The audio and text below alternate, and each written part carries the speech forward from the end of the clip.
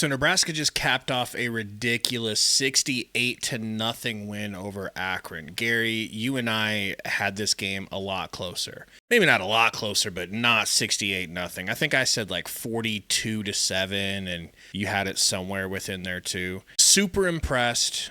You could get nitpicky if you want to and complain about Emmett Johnson's fumble early in the game. We've talked about it. Neither of us have much of a problem with it. The Huskers were able to get 4 quarterbacks reps in the game. Davila only got 1 at the very end, and it was a handoff, actually. But like 5 different running backs, maybe 6 different running backs. Emmett Johnson looked incredible. Raiola looked incredible. Maybe not as many super deep shots as we were hoping, but a lot of plays that ended up in a lot of yards. Big explosive plays all around. It was exactly what you want to see the Huskers do to a team like Akron. More so. More than what you want to see or expect to see, I would say. Gary, is there anything specific that you took away from this game? They didn't let one thing that created a problem, whether it was things they were trying to do that they couldn't do or things that Akron was doing that was working last, be a long-term problem. Like the adjusting the things, all of this that we're talking about obviously is taking with consideration of who the opponent was, right? And that's not to shit on Akron, but like they're not on Cincinnati's level, let alone what we're going to face in the Big Ten. So like we're well aware of that.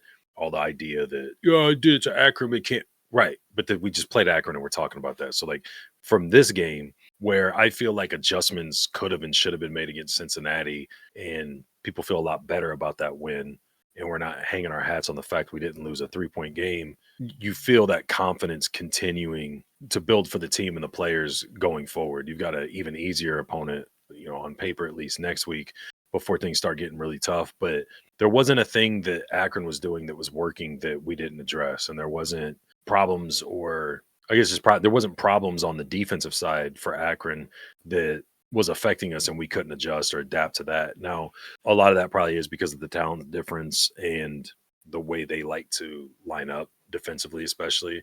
So you didn't have a lot of problems to correct. But that being said, when you have the problems at a minimum and you're doing what you want to do, those are the types of results you want to see against those types of teams. So I agree with you on all that. I thought the offensive line did great. People are going to bring up that red zone deal a lot, and rightfully so. That's one where no matter what play you call, it needs to work, especially when you're playing that type of an opponent. You should be able to call any run play you want, and the line of scrimmage is moved to the middle of the end zone, and whoever's the calls for gets the touchdown. So it definitely wasn't a perfect game. I don't think you're ever going to get a perfect game, no matter if it's you're running shells and you're playing 7-on-7. But it's just I was really happy overall. I didn't feel like there was a huge let up after halftime when the game was pretty much away and the starters were still playing. They still went down real methodically, bam, bam, bam, down the field, touchdown, get the guys out and let the bench come in. And I thought a lot of those guys coming in off the bench, man, look like they're desperately trying to get on the field. Like the effort and energy I thought was great. The 3 biggest runs Emmett had, I felt, was the offensive line mainly. Just had it wide open for him to go through. Some of that is a result of how they line up or what they do in defense, but you make them pay. You know what I mean? That you can only do what's available at the time, and I thought they did great. If you want to nitpick things to work on, Raiola's accuracy on the short passes, there was like 3 one-handed catches. There was a couple that sailed. The one little drag screen route, whatever he tried to hit Ja'Cory on, was a little behind him and low. Little things like that. The one where Barney had his guy beat down the sideline would have been a touchdown. He underthrows him a little. He has to stop and get it. He ends up getting tackled. But that's what you're doing nitpicky wise. The defensive line, obviously, it's not what we're used to seeing. It's not big defensive tackles and big bodies, but move quick for big guys, defensive ends. I mean, it's a small, more athletic, agile defensive front. I think we're going to have to be patient with it. But they're also going to have to execute a little bit better. There's a lot of missed opportunities and sacks because guys are over pursuing, not breaking down to tackle. The one should have been a sack by McCullough. He's not really breaking down and wrapping up. He had a chance to get a pretty deep tackle for loss on a running back. He just didn't wrap him up, ran right into him, let him go. Those types of things need to be cleaned up. But overall, from both a player and a coaching standpoint, all things given, what we would want to see off of a game and an opponent like this, I was super happy with it. I was probably more impressed with the drive and motivation that the bench guys had, like all from second string all the way down to people we never heard of. And we're trying to find numbers to see who's who. Those guys were out there like playing hard. It wasn't people going. And also credit to Holgerson. When Latif come in, I was worried we were just going to hand the ball off and try to kill the clock. He was calling not much different than he did when Dylan was out there, calling pass plays, short pass plays, a little bit of medium to deeper pass attempts. He got loose up with his legs a couple times. I really like seeing that. Huskers definitely have a interesting option at backup quarterback, and I think we just need to get used to that because we're going to have more good quarterbacks coming into this program not named Latif or Dylan Raiola. So that's just something that's kind of rare and new for us to see that. But yeah, I agree. The backups looked hungry. They were almost like sharks that smelled blood in the water because they saw what the starters were doing and wanted to go get a piece of that action.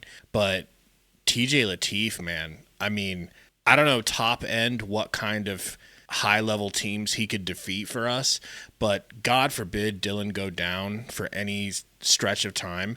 I actually feel pretty comfortable that TJ can come in and win games for us. What about Mozzie? Mozzie's ability to break tackles and keep trucking. He's a hard tackle to get, man. Credit to the coaches. They've been telling us, oh, Mozzie's coming along. But Nelson wasn't bad, but I mean, he looked better. Nelson looked really good, I thought, but just the way Mozzie was like not going to the ground without extreme force and like multiple guys half the time. Definitely, again, it's Akron. But again, against Cincinnati, I felt like he got 1 or 2 carries and things weren't popping. It's like, all right, stick with Emmett, which credit to Holgerson for acknowledging I got to keep this guy with the hot hand because he's basically our only source of offense. But I don't feel as horrible now that there's nothing behind Emmett. There's definitely something there. If the line can be somewhat helpful, consistent, I think we'll be fine in that situation.